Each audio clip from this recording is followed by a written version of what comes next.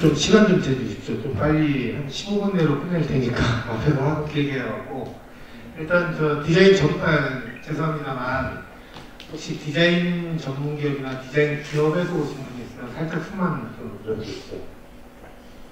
대체로 다 디자인 기업 쪽에서 오셨는데 일단 지식경제부하고 한국디자인진흥원에서 지난 4월달 정도인가 도대체 이제 디자인 거래에 있어서 불공정 거래를 어떻게 방지할 것인가 그 문제 가지고 업체하고 검토를 하고 디자인 기업을 어떻게 보호할 것인가라는 문제 가지고 토론을 했습니다.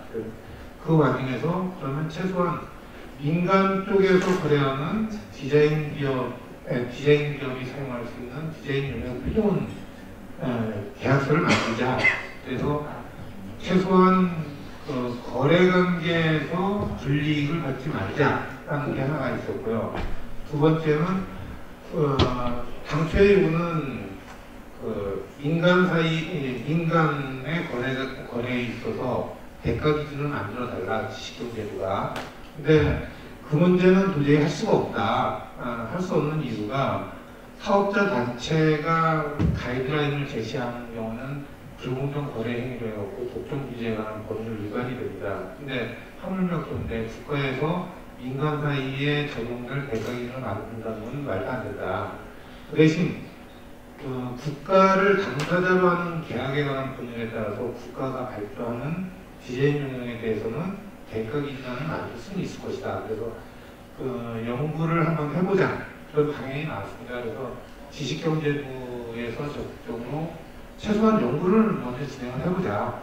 그리고 이제 디자인진흥원에서도 불공정 거래, 공정 거래 뉴스 확립 차원에서 그러면 용역을 발표하자. 그래서 디자인진흥원과 지식경제부가 합작을 해갖고 용역을 발표해서 전혀 엉토당토 않게 그냥 공인회계사가 디자인 계약서랑 대가 기준을 만들게 되었습니다. 일단 디자인 용역 표준 계약서에 대해서 간략하게 설명드리겠습니다.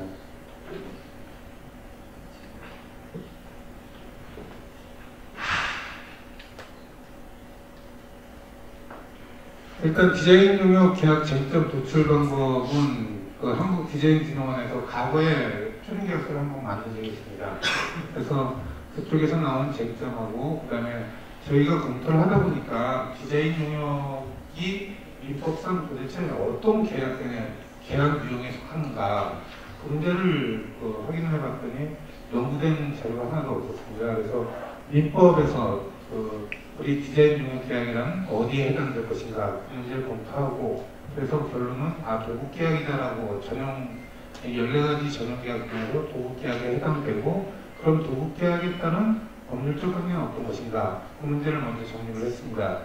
그리고 두 번째는 국외 사례 검토를 해갖고 미국 그래픽 디자인 그래픽 아트 협회가 있습니다. 아이가에서 스탠다드 어그리먼트를 발표를 했었는데 그걸 다운받아서 그 계약서를 검토했었고요. 그 다음에 일본 산업 디자이너 협회에서 발표한 2004년도에 발표한 디자인 용역 표준 계약서 가이드라인이라는 책자가 있는데 그거는 다 홈페이지들하고 다 나와 있습니다.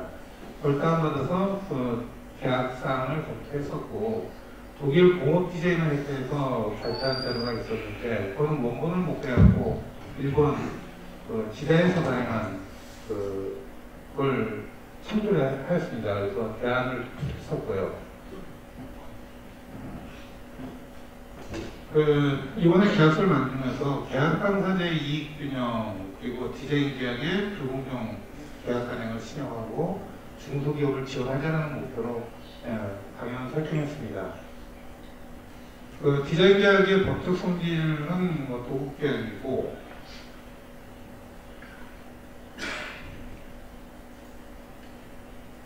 이제 곧 유명 연구보고서가 공시가 될 텐데 그 자리에서 참조를 하시고 이제 구체적인 계약서 조항으로 넘어가도록 하겠습니다.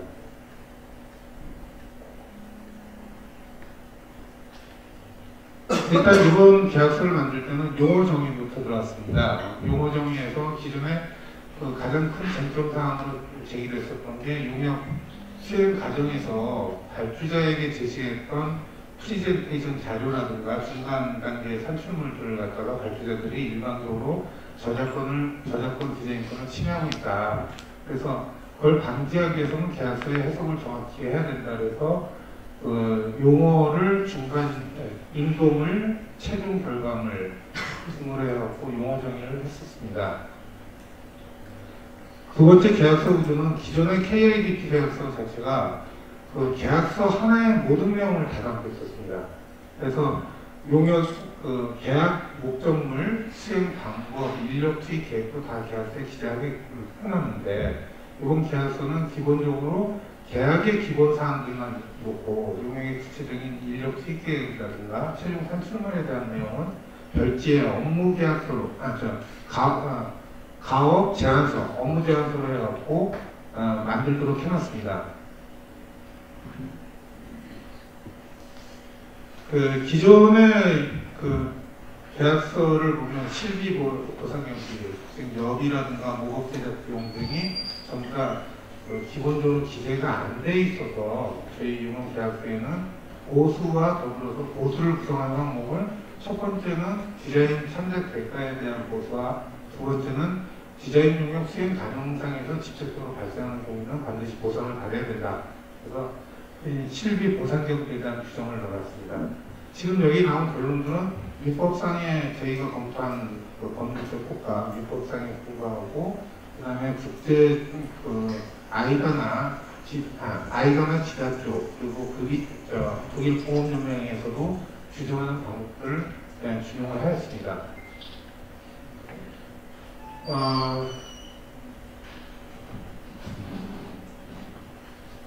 계약 내용의 변경 추가에서 계약 내용의 변경 추가는 별도의 항목을 두고 계약이 불리하게 중단된다거나 내지는 불리하게 변경이 됐다. 가업 내용이 이제 추가됐을 경우에는 보수를 지급해야 되고 손해배상을 해야 된다고 규정을 해놨습니다. 디자인 성과물 완료전 부분 사용이라고 기존 계약서가 있었는데 이 부분에 대해서는 디자인 용역 결과, 디자인 용역의 특성을 가정하지 못한다. 디자인 용역이라고 하는 것이 저 조항을 그대로 놔둔다라면 중간 단계에서 제시됐던 걸 일반적으로 사용하게 될 가능성도 있다. 그래서 아예 삭제를 했습니다.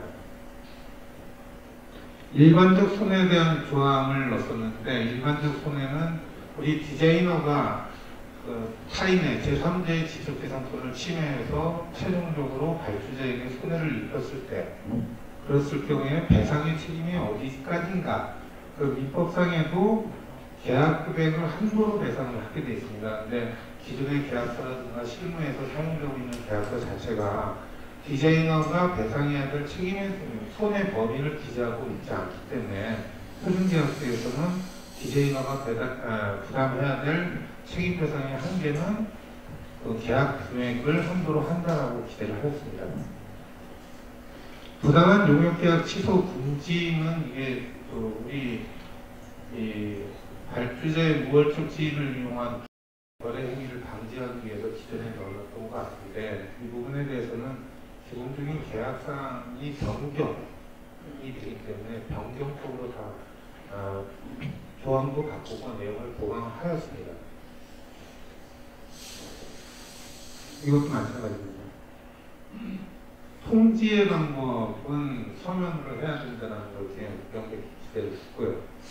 디자인 개발에 따른 수익 대금, 이거는 디자인 업계에서 디자인 개발에 대해서 추가적인 수익을 배분할 수 있는 조항을 마련해 달라고 기존에 지원이 요청을 하니까 계약서에 반영이 된 조항인데 세계 저희 미국이나 일본 쪽을 검토해본 결과 디자인 개발에 대한 추가적인 수익 때문에 대한 조항은 없었다는 게 저희들의 결론이었고 다만 독일의 공업 디자이너 연맹에서는 디자인 개발에 대한 추가적인 수익 배분이 있습니다. 근데 그건 디자인 개발에 대한 추가적인 수익 배분이 아니고 디자인권 양도에 대해서 양도에 대한 사용 실시권에 대한 거에 대한 대가로서 추가적으로 배분하라라고 가이드라인을 제시했는데 실무적으로는 적용이 불가능한 것 같습니다. 그래서 이 점도 저희는 빼버렸고요. 용역의 완료 검사 및 인수, 이게 우리 용역 현황에서 가장 큰 문제로 발생하고 있는 걸로 파악하고 있습니다. 그래서 최종적인 용역이 완료가 됐는데 업체에서 인수를 하지 않고, 그리고 부당하게 용역이 계약이 다 끝났음에도 불구하고 종료를 안 시키는 것에 대한 문제를 해결하기 위해서 저희 표준계약서에서는 일단은 중간 단계에서 단계를, 디자인 용역이 단계별로 이행된다. 최종 상세계획서까지 나왔을 때 중간 단계 인수물에 대한 검수 의무와 최종 결과물에 대한 검수 의무, 그리고 제시받은 날로부터 5일 내지는 14일 이내에 검수 의무에 대한 반대 의견 내지는 승인을 하지 않았을 경우에는 승인된 걸로 배달하는 조항을 넣어놨습니다. 계약의 종료에 대한 사항이 계약이 일반적인 종료가 있습니다.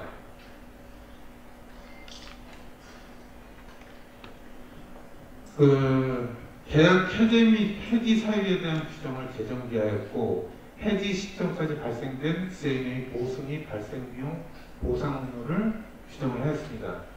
기존의 계약서 자체는 일반적인 계약 시도로 인해서 계약이 해제되었을 경우, 지금 우리 민법상에서는 해제라고 표현을 하고 있는데, 해지되었을 경우에 그러면 그때까지 발생된 디자이너들의 노력, 그리고 디자인이 용역이 완료되었을 경우에 얻을 수 있는 이익에 대해서, 실내 이익에 대해서 어떻게 보장받을 것인가라는 조항이 전혀 없었습니다.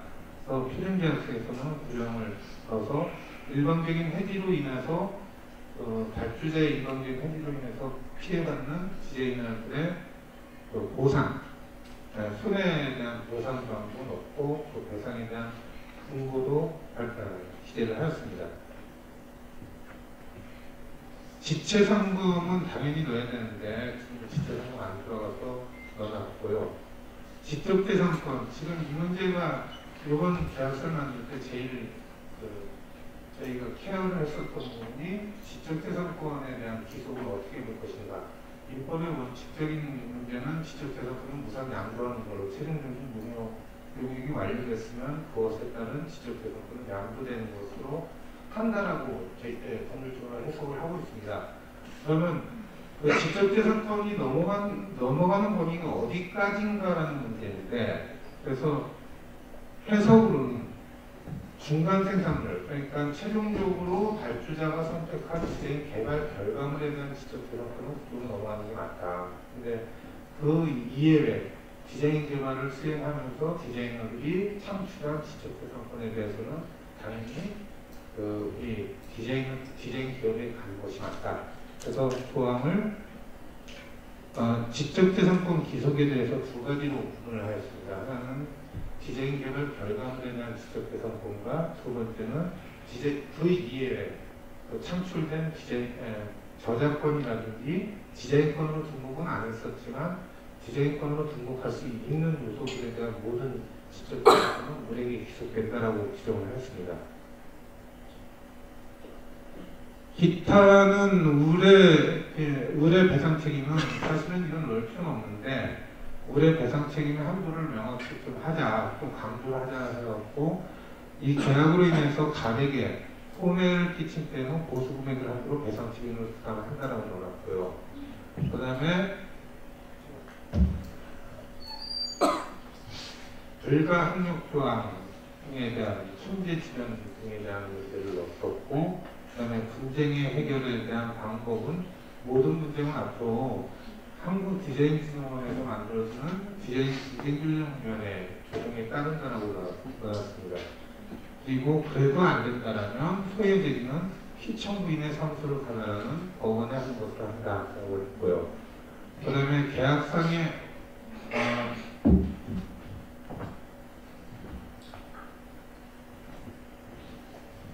계약서상의 이 해석은 디자인균형위원회 해석을 따르는 걸로 기재를 하였습니다.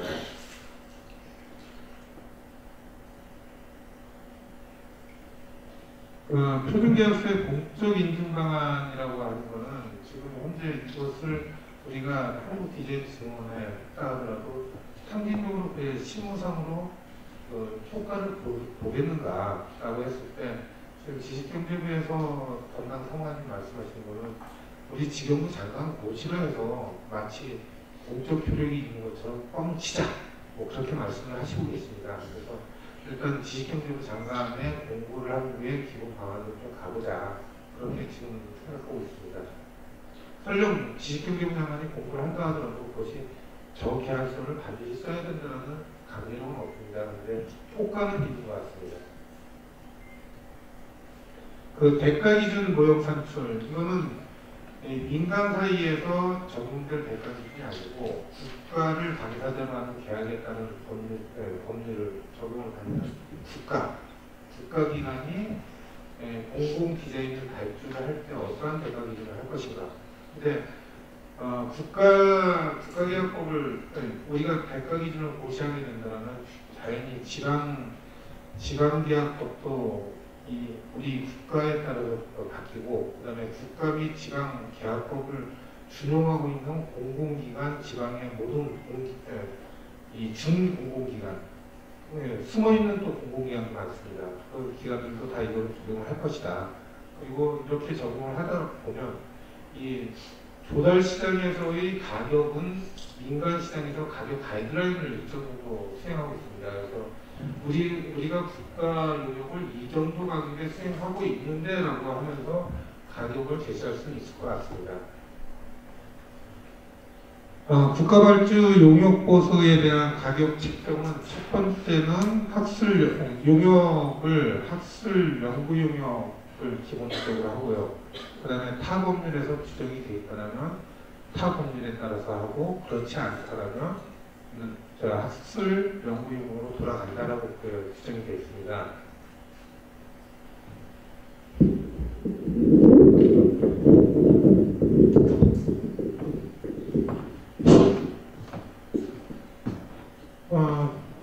용역원가의 계산 방법에 대한 거는 생략을 하고요. 제일 궁금해 하실 텐데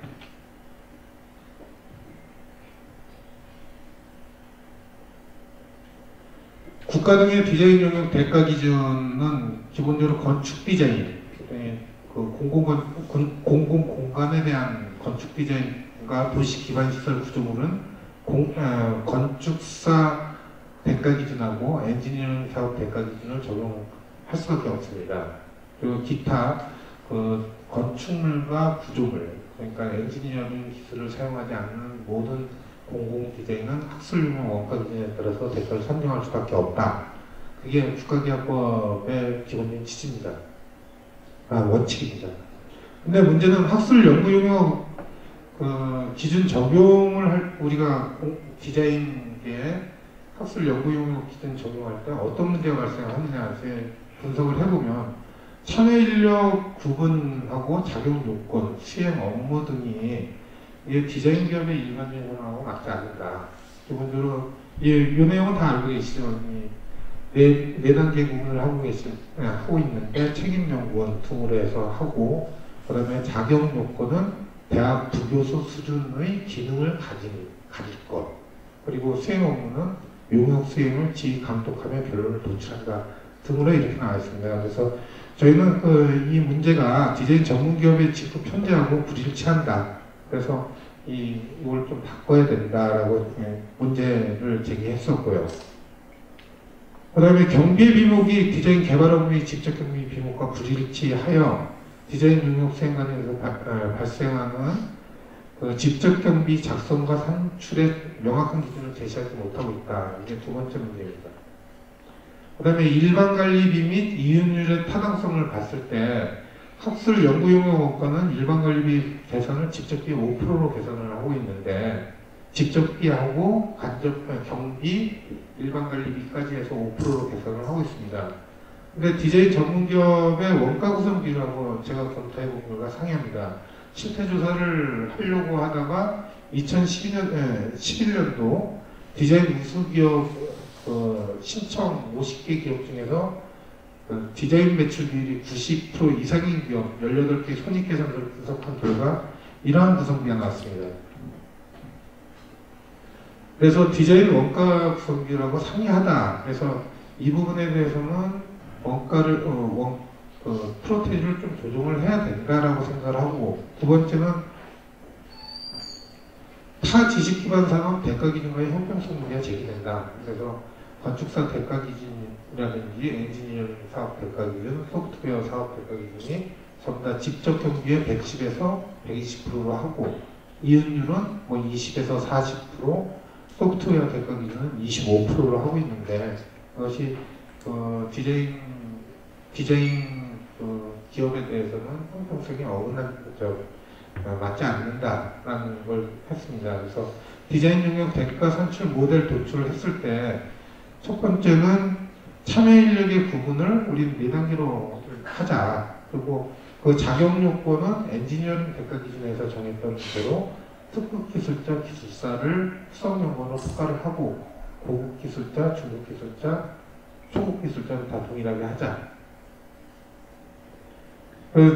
표준 노임 단가, 이게 바뀌었네요. 표준 노임 단가가 디자이너 연봉을 제가 실태조사를 여기는 기재를 안 했는데, 실태조사를 하게 되면 문제가 기재를 하게 되면 문제가 심각해질 것 같아서 기재를 안 했습니다. 그 내용은 잘 알고 계실 거라고 하는데, 일단 표준 노임 단가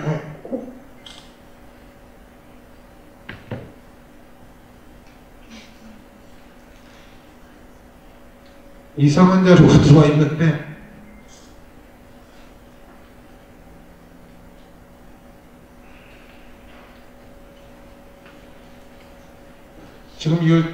지금 이제 그냥 설명을 드리겠습니다. 이제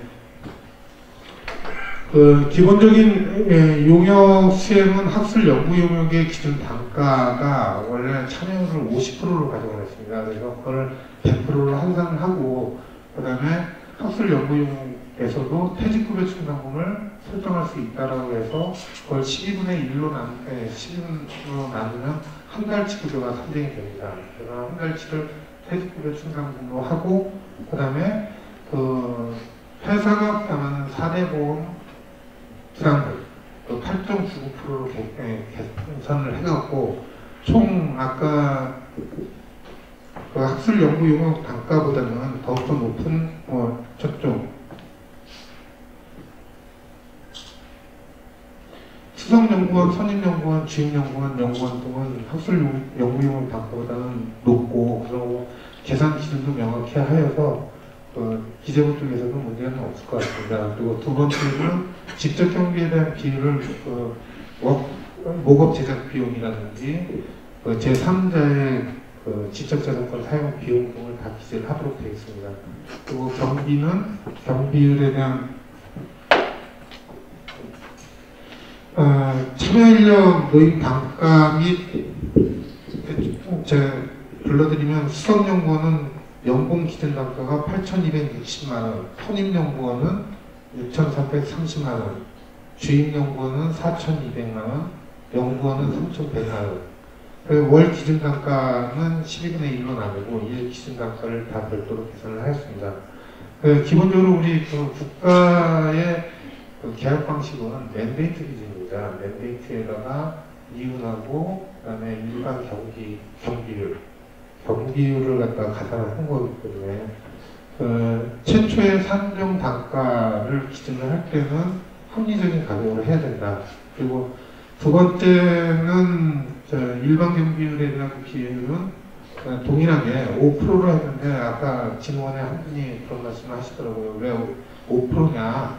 근데 실질적으로는 일반 경비율에서 기존에는 일반 경비율에 들어가 있었던 8.99%가 앞으로 들어간 겁니다. 그러니까 학술 연구용역과 비교했을 때는 약 13% 정도가 되는 건데, 기재부에 우리가 이걸 설득해 나가는 과정에 있어서는 합리적인 대가를 분명히 제시해야 된다. 그래서 5% 쪽은 학술 연구용역을 그냥 수용하는 걸로 하자. 그렇게 제안을 했습니다. 아직 확정은 안 된 거고.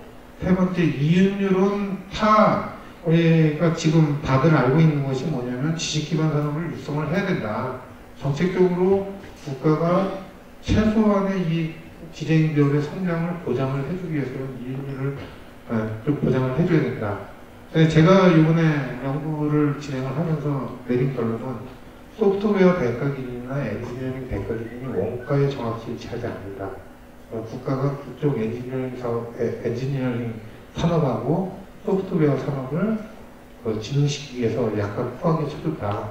동일하게 우리 디자인 기업에 대한 대가 기준도 20에서 40%를 쳐준다 하더라도 우리는 없을 것이다.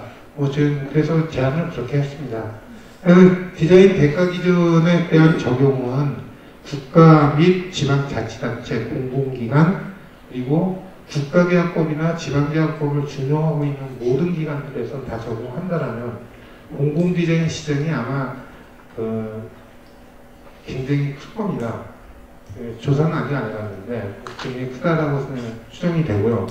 그리고 이번에 대가 기준을 제가 만들면서 한 가지는 기존의 국가기관이 공공 디자인을 발전하는 형태가 89% 정도가 디자인과 제작을 일체로 해갖고 일괄 발주를 내고 있습니다. 그래서 디자인 부분이 별도로 구분되어 갖고 대가를 산출되는 것이 아니고 대체로 시공업자들이 대충 설계도 하나 갖고 와갖고 그걸 디자인이라고 해서 그냥 시공비에 포함되어 있는 형태를 냈는데 디자인 대가 기준 이번에 만들 때 디자인 대가 원칙이 디자인 사업에 발주를 할 때는 디자인 개발과 시공을 분리하는 것을 원칙으로 한다라고 명시를 해놨습니다. 그리고 두 번째는 마찬가지로 국가기관 등에 적용될 디자인 사업 대가 기준도 저작권 디자인권은 디자인 기업, 디자인을 수행한 디자인 개발사가 하는 것을 원칙으로 하고 추가적으로 필요한 경우가 있다면 국가와 계약에 따라서 협의한다라고 정리를 하였습니다. 대체로 이 계약법에 대해서 아까 우리 진흥원 쪽에서는 디자인 기업을 위해서 한 것이 아니냐라고 하는데 기본적으로 이번 계약서를 만드는 것은 계약 당사자의 이익 균형을 목적으로 만들어진 거기 때문에 특정의 이걸 갑에게 불리하고 을에게 절대적으로 유리하게 계약서를 만든 건 아니고 입법의 법리에 따라서 그리고 국제적인 조류에 따라서 만들었다라고 저는 자부하고 있습니다. 예, 감사합니다.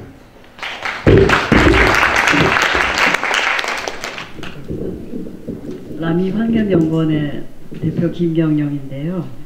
근데 그것을 이제 디자인 체계에서는 뭐 그런 개념이 없으니까 그걸 좀 연구해서 그 표준이 될 만한 함수를 찾아야 된다고 봅니다. 그래서 이렇게 쉽지는 않은 작업인데 너무 좀 단순하게 대응을 하신 것 같아서 좀 아쉬운 감이 듭니다. 이상입니다. 예, 저희 말씀 잘 들었고요. 저희 첫 번째 거꾸로 제가 이제 기억을 못하니까 거꾸로 말씀을 드리겠습니다. 디자인 분야별로 설문화시켜서 대거인을 만든다는 거 불가능합니다. 만들지 말자는 얘기입니다. 지금 말씀하신 게 제품 쪽에서도 마찬가지고 시각 쪽에서도 마찬가지고 환경도 마찬가지고 그거 만들지 말자는 얘기랑 동일합니다. 대가 기준 모형을 만드는 방법은 원가 가상 모형이 있고 그 다음에 금방 우리 대표님께서 말씀하셨던 대로 지수 가중치를 할 수가 있습니다. 각각의 활동 단계에서 중요성에 따라서 지수를 매겨갖고 걷다가 이 정도 활동을 했다라면 이게 중요하다. 그래서 돈을 그 점수를 매겨갖고 산정을 해서 최종적인 디자인 대가를 만들자. 그러면 그거는 이미 그 이윤까지도 포함이 창작에 대한 대가까지 포함이 되어 있는 가격입니다. 그러나 그 상태로 만들려고 한다면 객관성이 의심되고 있습니다. 소프트웨어 대가 기준 같은 경우는 지수 가중치 모형을 적용하고 있는데 그거는 국가에서 그 대가를 소프트웨어 산업을 진행시키기 위해서 한국 정보진흥원인가요? 정보진흥원에서 만든 이상한 기준을 갖고 그냥 해서 큰 것뿐이지 그것에 대한 객관성 논문은 안 되고 있습니다. 그러니까 지금 금방 말씀하신 분들은 각각의 활동에 대한 중요성을 가중치로 하자라고 얘기를 하면 그 작업 수행하는데 3년 걸립니다. 지금 그 3년이 걸리고 시간상으로도 안 되고 가능하지도 않고, 그리고 국가계약법의 원칙이라고 하는 거는 기본적으로 원가 보상입니다. 그래서 우리 디자이너들이 마음이 그렇다 하더라도 그건 할 수가 없습니다. 그리고 나머지 그걸 하자고 말씀하신다. 제가 이번에 그 문제를 그러면 디자인력에 대한 창작력, 디자인에 대한 창작력이 상이한 기업들 간에 어떤 기업은 금방 말씀하셨던 대로 3천만 원에 나는 저걸 디자인할게. 근데 나는 8천만 원 주고 8천만 원 아니면 못하겠다. 그러면 그럼 국가가 8천만 원을 놓고 동일한 상황을 놓고 나왔을 때 물론 이제 동일하지는 않습니다. 그러니까 최종적인 산출물의 결과가 예술성이라든가 기능성 등등의 차이가 발생할 수 있기 때문에 분명히 동일하진 않는데 최초에 발출되는 시점에서는 동일한 경영을 할 수밖에 없습니다. 그런 경우에 어떤 경우는 나는 국가에서 산출된 기준이 8천만 원이니까 참여를 안 해. 그럼 못하는 겁니다. 그리고 첫 번째는 우리 국가 기준에서 이 정도로 했는데 특히 건축공사 같은 경우는 그런 게 있습니다. 예술성, 상징성이 깊은 시설물에 대한 공사는 별도의 견적가액의 인가스가 있다라고 하는 건데 그건 협상에 의한 가격 결정 방법이 틀리고 그 기준도 넣어놨습니다. 대가 기준 지금 제 당초에는 이 대가 기준을 저는 다 이걸 인쇄물로 놓고 하려고 했더니 이게 미리 계약서랑 그 대가 기준도 미리 다 공표하게 되는 문제가 발생할 수가 있다고 해서 지금 안 들었는데 금방 그 대표님께서 말씀하셨던 내용은 원칙에서 첫 번째는 원가 가산 비용을 적용한다. 두 번째는 그 부득이한 사유가 있을 때 다른 그 특정의 너무 환경 디자인을 잘하는 업체, 도시계획에 대해서 전문적으로 참여하는 업체가 있을 경우는 그 업체를 이용했을 때만이 이 용어를 성공적으로 수행할 수 있겠다라고 하면 그거는 견적가액에 의해서 해라. 아까 말씀하셨던 면적 가격 결정 방법이 아니고 견적가액에 의해서 결정하자라고 원칙을 정해놨습니다. 그리고 디자인 분야별로 세분화시키자라고 말씀하시는데 우리 디자인 분야별로 한다면 어떤 분은 그런 말씀을 하십니다. 우리가 디자인 제품 디자인 쪽에서 받는 임금 체계 사실 지금 제가 실태 조사를 간접적으로 한 결과에 한다면 아까 그 가격이 나올 수가 없습니다. 실태 조사에 불과할 수가 없습니다. 지금 우리 디자인 업계 자체가 임금 수준이.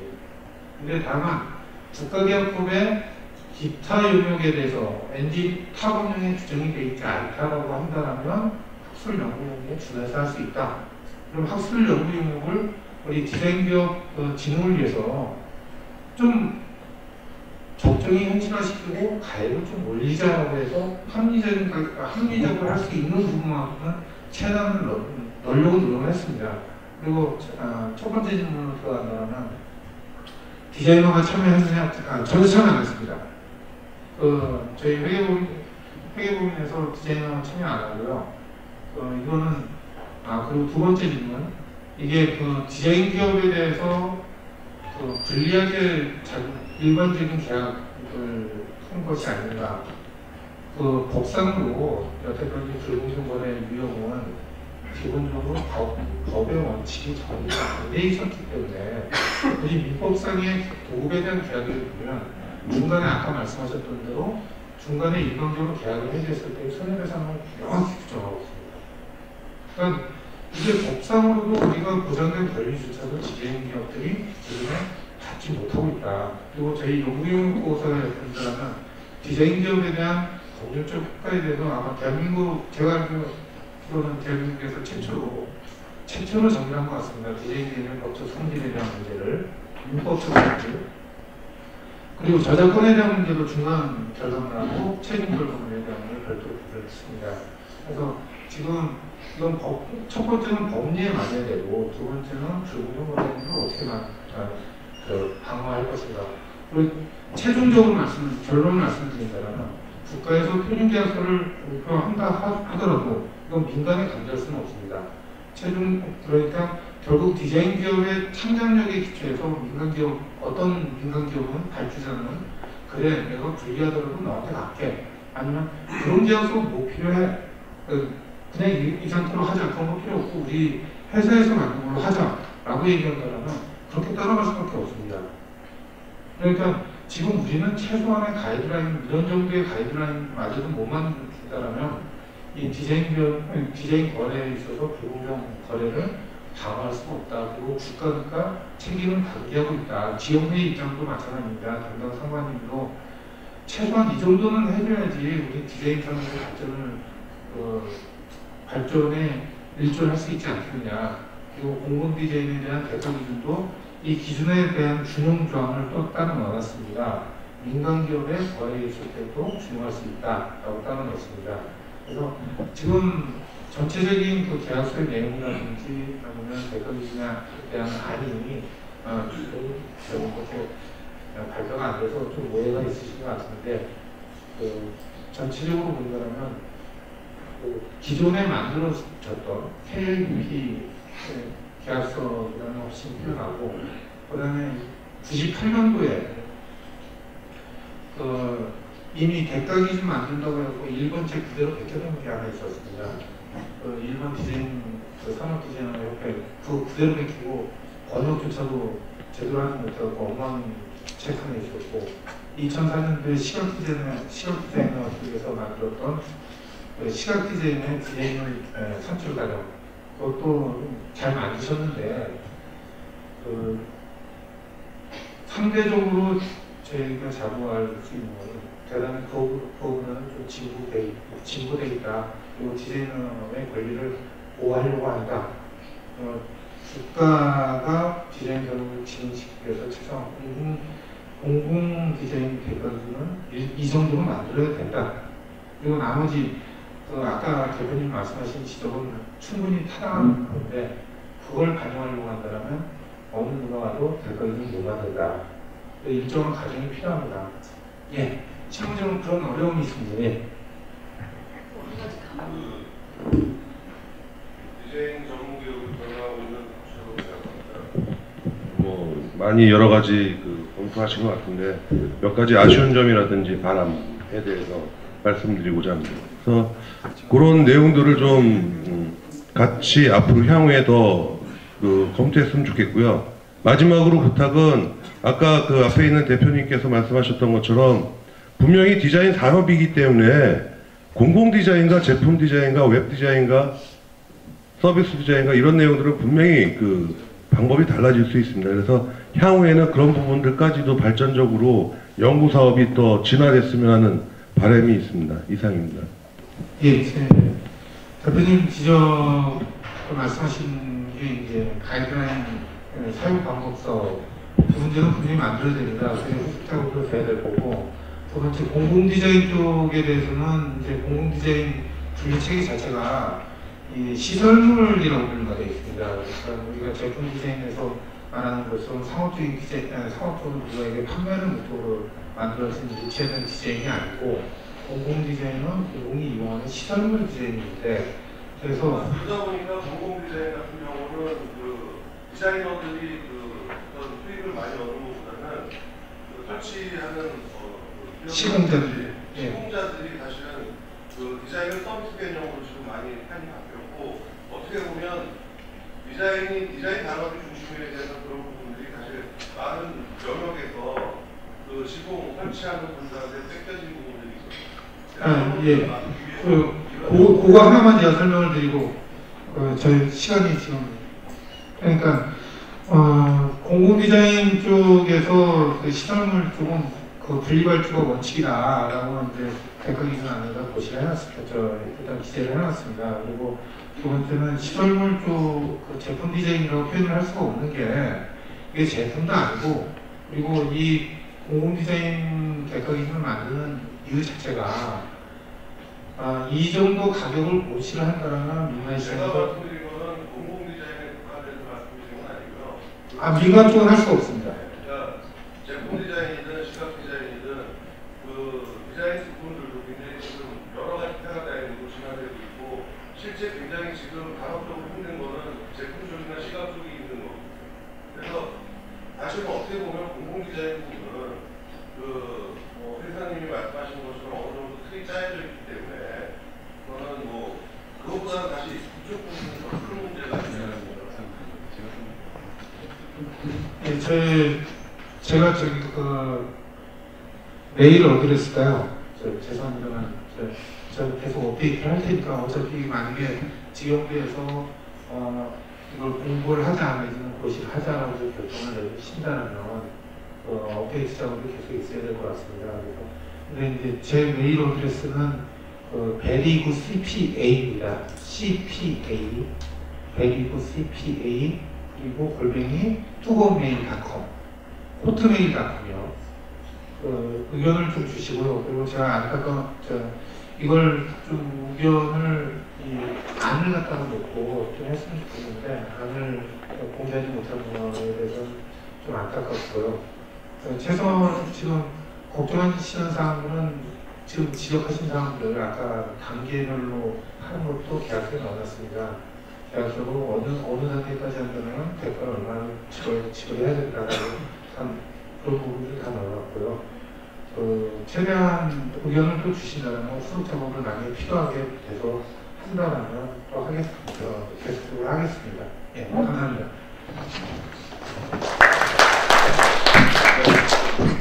추가로 제가 간단한 기본적 요청으로서 한 2분만 더 추가 설명을 드리면요. 일단 개념적으로 오해를 하시는 것 같아요. 우리 디자이너들이 생각하는 공공 디자이너는 서울시가 대표적으로 공공 디자인에 대해서 많은 얘기를 했었잖아요. 근데 여기서 말하는 공공 디자인이라고 하는군요. 정부에서 발주하는 정부에 관련되는 디자인 관련 용역입니다. 그러니까 정부, 지자체, 공공기관 이하의 정부와 관련된 기관들이 그 공공입니다. 그 공공. 한자로 한다면은 우리가 말하는 공공시설물을 디자인, 공공디자인 개념이 아니고요. 정부에서 하는 발주하는 디자인에 대한 걸 이야기하는 겁니다. 그렇기 때문에 뒤에 저희 대표자님도 개인적으로 잘 알고 있지만 우리 디자인 지원이 발주했던 디자인 용역 친구 계속 중속 중기중이나 지원부 과제로서 설명하지 않았습니까? 거기 보면은 인건비 직접 사업비, 간접 사업비, 창작력이 나눠져 있습니다. 근데 기존에 우리가 제시했던 거는 어떤 거냐면 인건비는 실제 인건비 연말정산 원천징수 영수증에 나와 있는 인건비 그리고 직접 사업비도 모업 제작이라든지 이런 것들에 한정되어 있었고 간접 사업비 우리 진흥원의 기존에 제시한 거가 얼마냐면 직접 사업비의 5% 직접 사업비 5%예요. 창작료 직접 사업비와 간접 사업비 다 합해가지고 창작 그걸 수수료라고 해서 10%. 요번에 계산한 거 뭔지 아십니까? 제가 설명드리면은 요번에 계산한 거는 그거를 인건비도 학술 연구 용역 기준으로 해가지고 최하 3천만 원부터 최고 8천만 원까지 예단으로 나눠가지고 단계별로 적용해서 할 수 있도록 한 거고 직접 사업비는 직접 사업비 안에 모업비며 출장비며 직접 연구원 말고 간접적으로 일하는 회계, 격리, 사무 모든 사람들의 인건비까지 다 포함한 것이 간접 사업비입니다. 거기 그게 얼마냐면은 총 인건비와 직접 사업비 합한 거에 5% 파격적인 거죠. 그렇게 추정한 거고 창작료도 그렇다면은 인건비와 직접 사업비 다 합한 거에 20%에서 40% 그렇게 다른 겁니다. 디자인 진흥원이 지금까지 제시했던 분야하고도 환하게 다릅니다. 그리고 또 한 가지 디자인 진흥원과 직영부에 등록되어 있는 디자인 관련 협회단체가 26개입니다. 그리고 우리뿐만이 아니라 문화관광부라든지 그 다음에 방송통신위원회 보면은 인터넷진흥원이 있고 콘텐츠진흥원이 있습니다. 거기서도 이와 같이 연구 용역에 대한 우리가 얼마 연구 용역이라고 말씀드릴 수 없는 거가 26개 별로 해서 우리가 갖고 있는 올해 받는 예산 범위 내에서 단계별로 계약서를 만들어 합니다. 올해 저희가 갖고 있는 예산이 적어가지고 3종을 개발했어요. 시각, 제품, 멀티미디어. 뿐만 아니라 서비스 디자인이라는 자가 말씀하신 대로 26개 관련 협회단체가 있습니다. 그거를 예산이 지금 우리가 그거밖에 안 되기 때문에 3종 개발했는데요. 콘텐츠진흥원도 2010년부터 개발했습니다. 처음에 5종, 다음에 5종, 이번에 2종, 12종 개발했어요. 콘텐츠진흥원은 얼마나 큰지 게임, 한류해서 캐릭터 이런 거 전부 다 콘텐츠입니다. 그래서 그 관련된 산업들과 다 하나하나 개발해 나가는데 우리 디자인진이 무한대, 지금부터 무한대 디자인에 대한 예산이 있는 게 아니지 않습니까? 그러다 보니까 올해 예산 한정 범위 내에서 3종 개발했고요. 내년에도 또 예산 범위 내에서 또 할 수 있는 거 2종, 3종 개발할 거고요. 계속 대사하다 보면은 한 10년 정도 하면 30통 다 개발하겠죠. 그래서 표준 계약서가 아니라 계약서 매뉴얼로 하시면서 올립니다. 그런 식으로 진행하는 단계별로 가져갈 거고요. 그리고 이걸 갖다가 수행하는 데는 기본적인 기준 베이스라인을 만드는 거기 때문에 법리적인 거가 굉장히 중요합니다. 아무리 디자이너들이 외치고 뭐 하더라도 국가 계약서가 국가가 당사자와 하는 계약에 관한 법률 하면은 민법의 상위법입니다. 그렇기 때문에 그거를 준용 안 할 수가 없어요. 그러다 보니까 법이 내에서 법적인 법리 내에서 어떻게 이거를 갖다가 우리의 이익을 찾아낼 것인가 해서 그거를 연구하고 하는 거고요. 이거를 하기 위해서는 수행하는 데서는 법리와 이런 외국과 이런 걸 비교를 해서 객관적인 자료를 만들어낸 거고, 이거를 도출하기 전에는 디자인 기업협회와 함께 디자인 피해 사례 실태 조사를 서류를 했습니다. 그래서 실제 한 50건 정도에 되는 피해 사례라든지 이런 것들을 단계별로 분석을 하고요. 그래서 그 피해 사례가 뭐였는지를 갖다가 분석하면 어떻게 이거 계약서에다가 노반을 들어가야 되는가가 나옵니다. 그래서 매년도 또 피해 사례 실태 조사를 합니다. 그래서 그것도 분야별로 해서 하는데, 문제는 예산입니다. 여기 지금 우리 선임 성관님 앞에 계시니까 좀 예산을 많이 주시면 개발을 좀 빨리빨리 할 수 있고요. 그리고 또 그 피해 사례 분석을 통해 가지고 저희가 녹아내리고, 아까 소장님께서 황교 소장님께서 말했듯이 중간중간에 발생되는 그 일방적인 가배에 의해서 취소가 됐었을 때 그 전부 다 이 안에 노가 들어가 있습니다. 계약서 안에 물론 시각, 제품, 환경 몰팅이 되는데요. 그랬을 때는 얼마를 더 내야 되고 이런 것들이 다 계약서상에 녹아져 있습니다. 그래서 결론적으로 말씀드리면 지금 현재 이거는 공청회뿐만 아니라 지금 현지 김현장이라든지 변호사님하고 변호사님한테 법리 검토가 들어가 있는 상태입니다. 그래서 거기서 지금 검토를 쭉 하고 계시고요. 그래서 이 최종적인 안은 제가 판단하는데 기존의 디자인 진흥원이 인건비, 직접사업비, 간접사업비 수수료 해가지고 지정부, 중위청, 연구 과제로 저희가 냈던 기준보다도 파격적으로 업그레이드 시켰습니다. 그래서 범위내가 큰 거죠. 인건비도 그렇고, 직접사업비도 그렇고, 간접사업비도 그렇고, 창작료는 10% 인정했던 걸 그냥 간접사업비 10%, 얼마 되지 않는 10%가 아니라 직접사업비와 간접사업비, 인건비 다 한 거에 창작료 20에서 40%로 적용했거든요. 굉장히 큰 겁니다. 그래서 근데 제가 이제 아까 이사님한테도 말씀드렸던 거 걱정된 거가 너무 이거 의뢰 입장에서 만든 거 아닐까라고 제가 걱정을 했었어요. 그래서 제가 법리 검토가 들어간 겁니다. 말씀하셨을 때 가래 입장에서 봤을 때도, 왜냐면 진호가 직영부는 중립의 동방통장위원회에서 그걸 지적을 합니다. 중립의 원칙이 있다고, 진호가 직영부는 어느 한쪽에 치우치면 안 되기 때문에. 제가 제일 걱정하는 부분이 결과를 오늘 제가 만약에 전화상으로 듣고 표준 계약서하고 대가 기준 나오고 금액이랑 나오고 세부로 이 책장에 다 제시가 되어 있습니다. 근데 이걸 제시 못하는 거가, 이게 바깥으로 나왔을 때 법리 검토가 안 되는 상태에서 나왔다가는 나중에 큰 문제가 생길 것 같아서 이걸 공개를 안 하는 겁니다. 그래서 내용이 다 담아져 있기 때문에 우려하시는 부분들 여기 다 담겨져 있습니다. 그리고 그 디자인 예산 범위 내에서 세금밖에 못 만드는데 앞으로 분야별로 서비스 디자인이 다 만들어갈 겁니다. 단계별로. 오늘 시간 내주셔서 정말 감사드리고요.